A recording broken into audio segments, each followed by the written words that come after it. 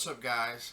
West Shrimp Boy Savage. Today I'm going to talk about what would be beneficial if we all use natural gas to fuel airplanes. Here are the main benefits. Number one, natural gas will go farther than jet fuel in the same turbines if they're done right. Not even including the use of alcohol water injection to boost thrust and control emissions during takeoff or during mid-flight.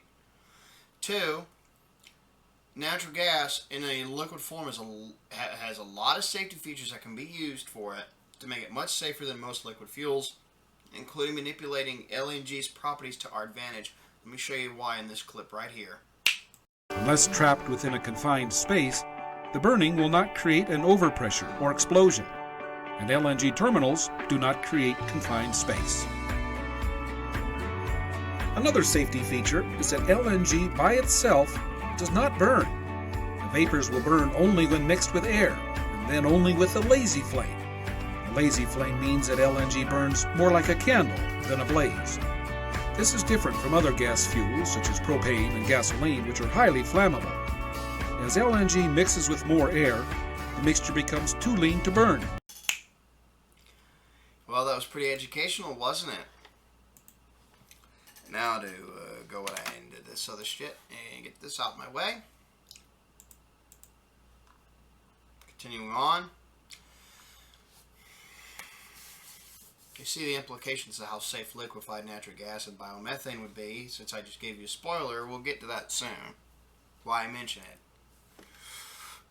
Number three, the jet fuel that we currently use can have its components of light naphtha, heavy naphtha, and kerosene separated out. The light naphtha, that's number four, benefit number four, the light naphtha can be used to extend gasoline supplies. It would be a gasoline additive. 5. The heavy naphtha can be hydrogenated or hydrotreated, as it's also called in this particular case, to remove the nitrogen-containing molecules, remove the sulfur, and lower the aromatics. The kerosene fraction can be done the same as the heavy naphtha in benefit number 5. Number 7, kerosene and heavy naphtha can be used as additives to blend with diesel fuel to make it better for cold weather, especially after hydrotreating those have kerosene, heavy naphtha, and the diesel for sulfur compounds to get rid of what little sulfur it has left and lower the aromatics. And this has been done, and it can be done again, and it can be used for everywhere.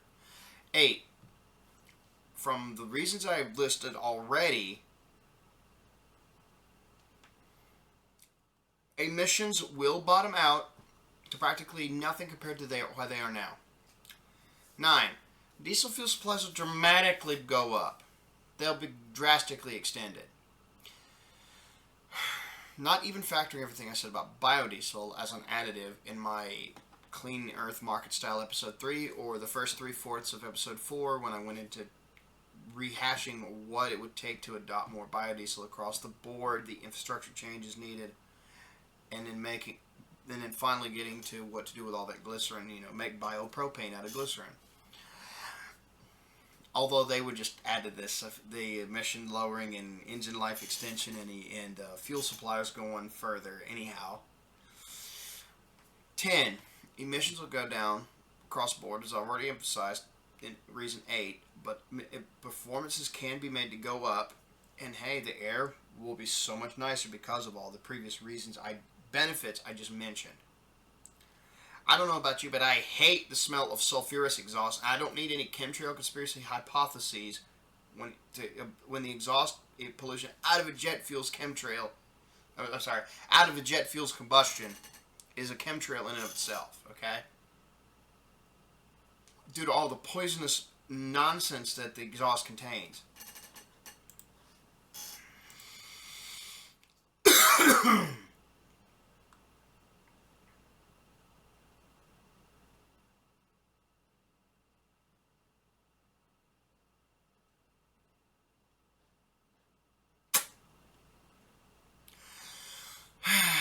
Go to a DM to unpack why I mentioned the chemtrail bit. Just a second. Here we go. Like I said, I would consider the toxicity of jet fuel exhaust to be a chemtrail on its own. No need for conspiracy hypotheses. None of that. Because, for one, chemtrails are conspiracy hypothesis that is chemtrails is conspiracy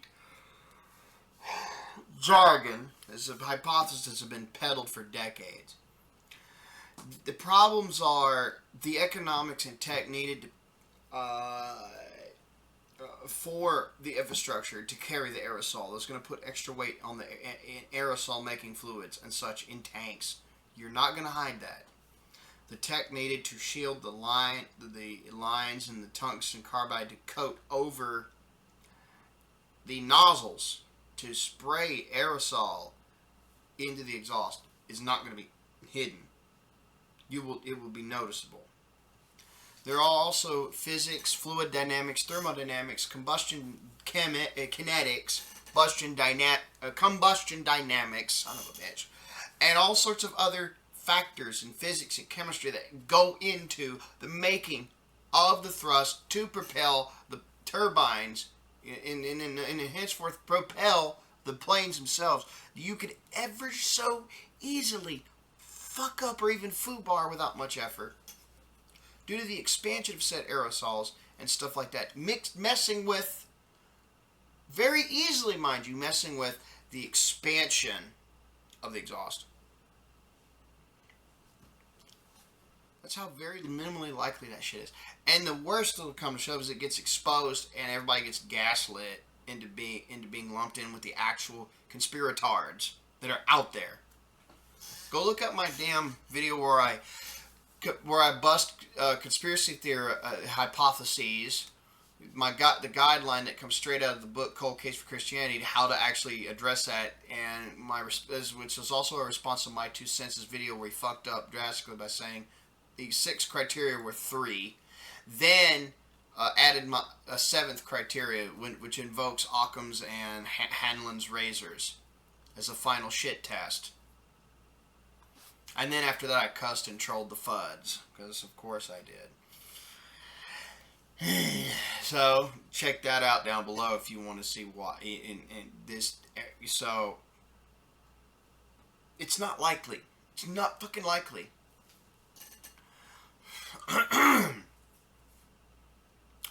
Now,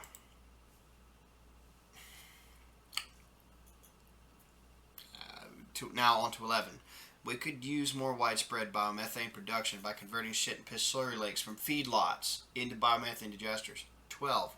We can use biomethane digesting as an additional step to wastewater treatment, then gasify the sludge to make, or the remnants of that liquid, whatever the fuck's left of that horror, and make slag for road repair.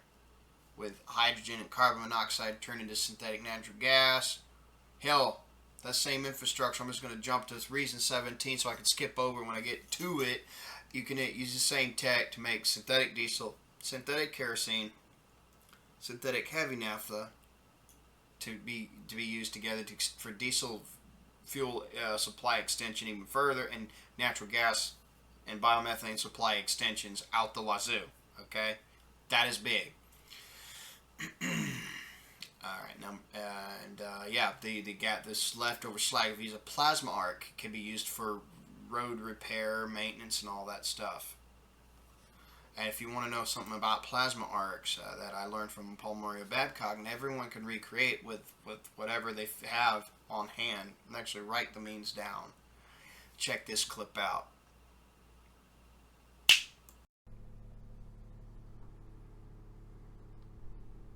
See that?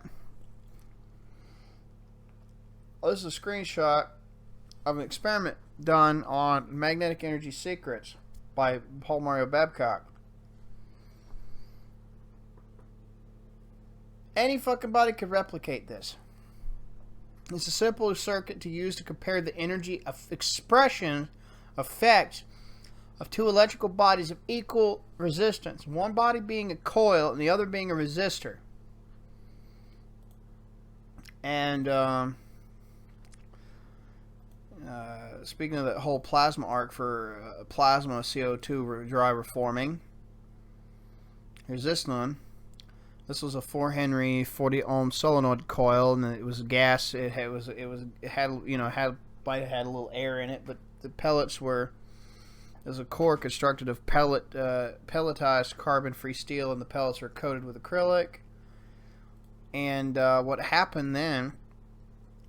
He took input power, and used 40 ohm resistor, made a nice little arc. Then what he did was he swapped the resistor out with the coil of the same resistance, so using the same 360 watts, and look how much more intense the plasma arc got. That's got me thinking about some things we could try.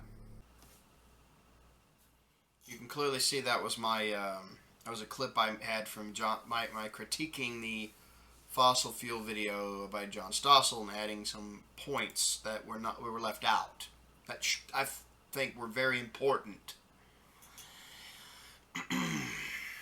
And also, because landfills, burying them is a waste of resources for hydrogen and carbon. Burying wet landfills, it's the big J. If you don't like that, screw off.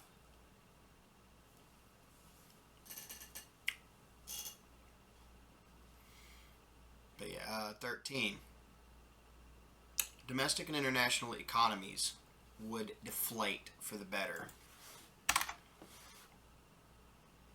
And because there's more stuff to go around, more fuel to go around, and that counters the inflationary signal of dollar signs and their equivalents all over by central banks everywhere. And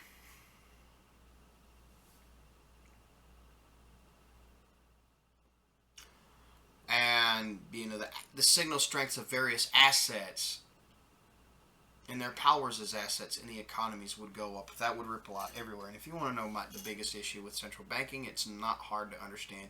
Here's this clip. For the EFT, Mr. Bloom has 2 minutes. Commissioner, Mr. President, I rise again, I'm afraid, to make the same old hoary speech that I've been making here for several years, and that is, it is my opinion that you do not really understand the concept of banking. All the banks are broke. Bank Santander, Deutsche Bank, Royal Bank of Scotland, they're all broke. And why are they broke? It isn't an act of God. It isn't some sort of tsunami. They're broke because we have a system called fractional reserve banking, which means that banks can lend money that they don't actually have. It's a criminal scandal, and it's been going on for too long. To add to that problem, you have moral hazard, a very significant moral hazard from the political sphere. And most of the problem starts in politics and central banks, which are part of the same political system. We have counterfeiting, sometimes called quantitative easing, but counterfeiting by any other name. The artificial printing of money, which if any ordinary person did, they'd go to prison for a very long time. And yet governments and central banks do it all the time. Central banks repress the amount of interest that rates are, so we don't have the real cost of money. And yet we blame the real retail banks for manipulating LIBOR. The sheer effrontery of this is quite astonishing. It's central banks that manipulate interest rates, Commissioner. And plus, underneath all this, we talk loosely, in a rather cavalier fashion, do we not, about deposit guarantees. So when banks go broke through their own incompetence and chicanery, the taxpayer picks up the tab. It's theft from the taxpayer. And until we start sending bankers, and I include central bankers and politicians, to prison for this outrage, it will continue. Grazie per il gruppo.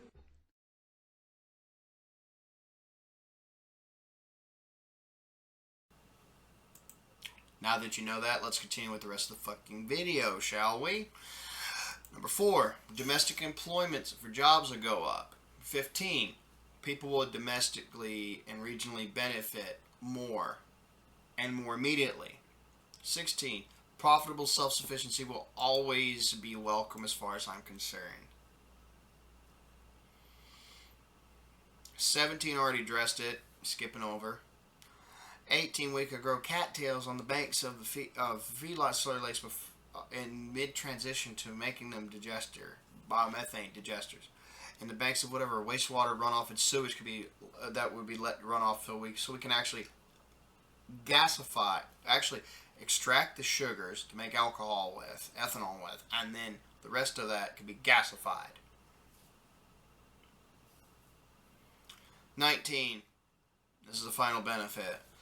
Using clean nuclear power to provide the electricity to the fuel plants, to the gasification, to the refining of all of the and all that stuff, to all these different things I listed in all the steps. And the sulfur making plants for get rid of the hydrogen sulfide out that's going to be made from hydrotreating sulfur out of the fuel in question, liquid fuels. Making it as a good for multiple economic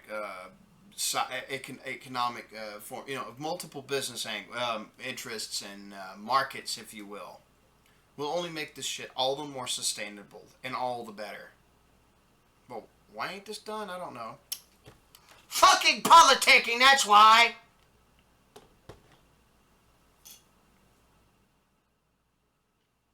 And with that, I bid you adieu. Thanks for watching.